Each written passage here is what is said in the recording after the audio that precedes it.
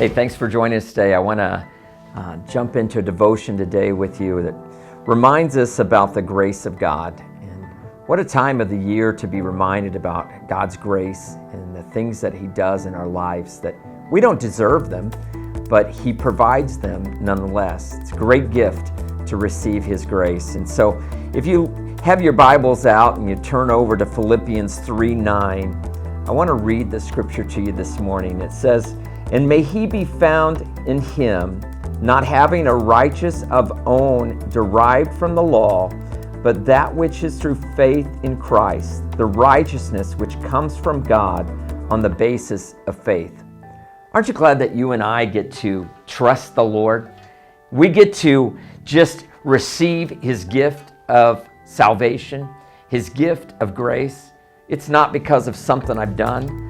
You know, I can remember when I was a kid, I oftentimes didn't play sports in school. I was never very agile, as many of you probably know. I allowed the rules and the regulations and the fact that somebody may find me defunct or have an inability to do a great shot, do a layup, do a three-pointer. I allowed those things to rob me of being willing to get in and try it. And what I've learned through that experience is that I allowed what others may think or what others may accuse or do toward me that would prevent me from being the best that God's called me to be. And so when His grace comes into our life, He doesn't come into our life to reject us, to degrade us, to tell us how bad we are, but instead, His grace comes in our life to say, "I love you, and I want to do great things in your life." So I'm thankful that the consequences of being a legalistic person who only finds fault in others isn't going to be rewarded in heaven. It is only when we get free of that and we are able to offer grace to others that God is able to do something in our lives. Everybody, there's a duty of guilt in us. We all feel like we're not good enough. We all feel like that we can't do our very best for the Lord. And God is saying, hey, just do what you can. I'll take what little you are and I'll do great things with it. That's how God works.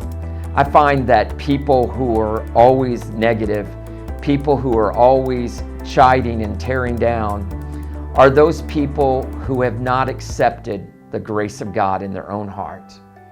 And once you accept the grace of God, you're able to give grace to other people. And you realize that that same grace that you need in your life is the same grace that keeps coming back to you. And so I pray that you will receive these words today and that they'll be encouraging to you. Know that Jesus loves you. You may have not done everything perfect when you were growing up. You may have failed at some things in life. You may be failing at some things right now, but Jesus loves you. He cares about you. And the Word says His grace is sufficient for you right now in your time of need. I watched yesterday morning as 6 people in our service rededicated their lives to Jesus. And I thought, man, this is what it's all about. It is about people coming to the place and recognizing we're nothing without Jesus. You can have all the success in the world, but if you don't have the forgiving power of Jesus in your life, you've lost everything. So join us here at New Life. Come and be a part of the great services that we're having. We're seeing miracles take place. We're seeing salvations take place. We're seeing the manifestations of the Word of God take place. Powerful prophecy taking place.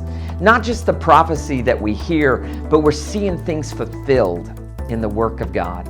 And so I would ask you to come and join us. We'll be here on Wednesday night in prayer and Bible study. We're going to be here this weekend on Sunday morning worship service. We have Saturday night in our recovery services.